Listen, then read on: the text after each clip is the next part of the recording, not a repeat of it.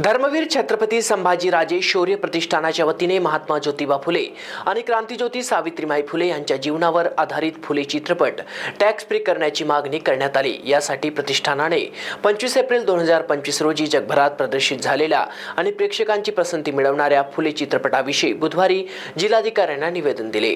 फुले चित्रपट अधिकाधिक लोकांपर्यंत पोहोचावा, हे जीवनचरित्र सर्वसामान्यांपर्यंत पोहोचवण्याचे काम व्हावे, यासाठी चित्रपट त्वरित टॅक्स फ्री करण्यात यावा अशी विनंती करण्यात आली। हिंगोली युवा जिल्हा प्रमुख सोमनाथ गायकवाड, उपजिल्हा प्रमुख नारायण जाधव, विजय जाधव, ज्ञानेश्वर सोनवणे, माधव रोडगे, हनुमान मिरगे, बंडू कोरडे आदी कार्यकर्ते या ठिकाणी उपस्थित होते। आम्ही आज कलेक्टर साहेबांना जे आपले फुले यांच्या आधारित जीवनावर चित्रपट निघाला आहे, हा चित्रपट बुवा की याला टॅक्स न लावता तुम्ही फ्रीमध्ये हे करा, टॅक्स न करा, यासाठी आम्ही कलेक्टर साहेबांना निवेदन दिलेले। तरी साहेबांनी लवकरात लवकर याच्यावर कारवाई करावी अशी आमची धर्मवीर छत्रपती संभाजीराजे शौर्य प्रतिष्ठानच्या वतीने विनंती। महाराष्ट्र 24 करिता गोपाल सातपुते, हिंगोली।